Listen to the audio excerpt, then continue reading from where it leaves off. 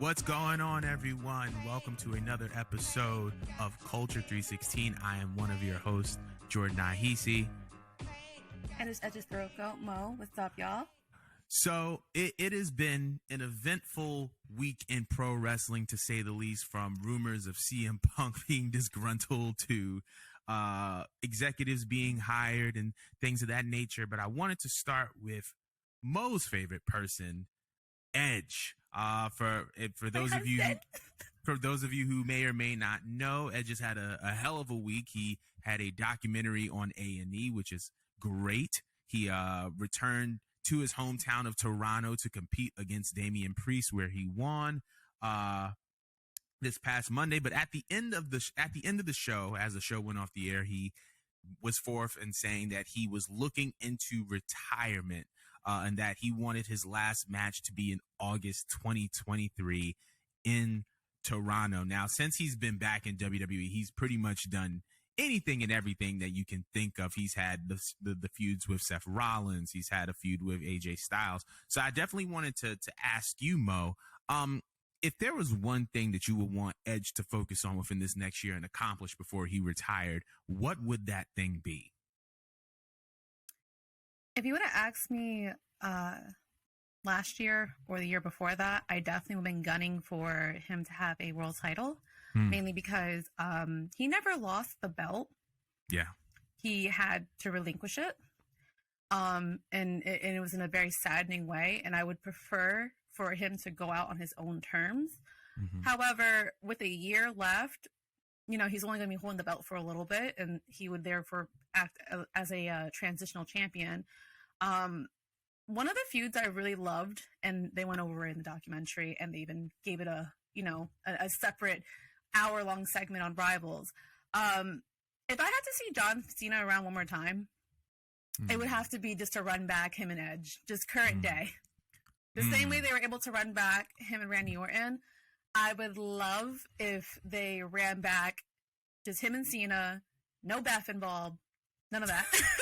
Just the two of them, just because to me, it's not even because of my disdain for Beth. It's just that to me, they gave each other one of their best feuds on their resume. Absolutely. Like, normally I don't like seeing people revisit feuds over and over and over and over again, like how it was with Johnny Gargano and Ciampa.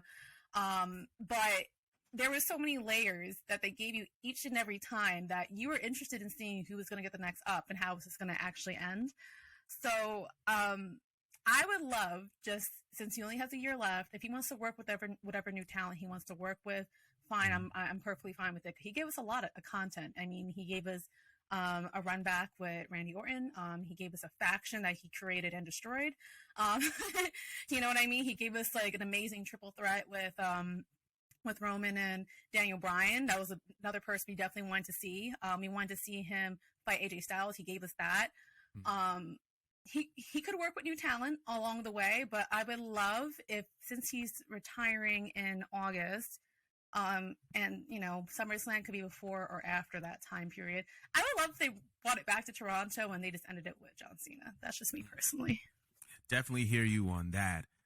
I would say that if there was one thing that I would want Edge to do to kind of close his career out, because like you said, he's had a very, very memorable run. The feud with Randy Orton, the triple threat with Bryan and Roman, creating Judgment Day, not to mention his match with AJ Styles, his matches with Seth Rollins, which I think that it was one of the best series of matches in recent history. Considering that WWE is kind of in this push to add prestige to, re-add value and prestige to the WWE United States and Intercontinental Championships, I think that I can't find a better way for Edge to end his career than with a nice Intercontinental Championship program. The draft apparently is supposed to be a thing coming up. Would love to see him go back to SmackDown, because to be honest, that's where he made his name. Like, everybody talks about him on Raw and his feuds with Cena on Raw and Matt Hardy on Raw and stuff like that. But I feel like that early 2000s Core 4 SmackDown era, where it was Edge, Ray, Eddie, and Kurt, I think that Edge really started getting his reps in and his stripes in on SmackDown. And so I don't think it's a far-fetched idea to see him go for the Intercontinental Championship just one more time. Because when you think of, there's two belts that you think of when you think about Edge. There's the big gold, the World Heavyweight title, in my opinion. And there's the Intercontinental Championship. So I would love to see him go after the IC title one more time.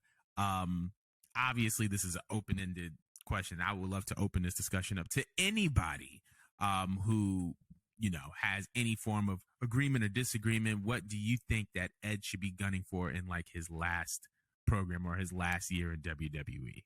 I was going to say, did you have anything to add on to that? No, I actually like that you made that suggestion, because a lot of people would assume that he's being selfish if he were to go for a world title, just because, there's so many other new guys, new fresh talent and whatnot.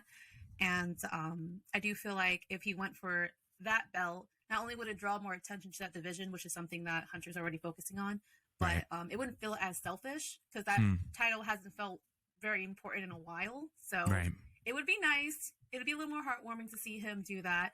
You brought up a whole bunch of other things too. He has accomplished a lot between him giving us the Royal Rumble again. Him doing a lot of callbacks with his gimmicks and his character, him showing us that he could be another character. I think it would be a nice little wraparound to come back to that. So I feel like it could go either way. He could go back to Cena and give me that feud, or he could give me the mid-card belt. I'm down with that. I agree with that. Agree with that for sure. But moving on,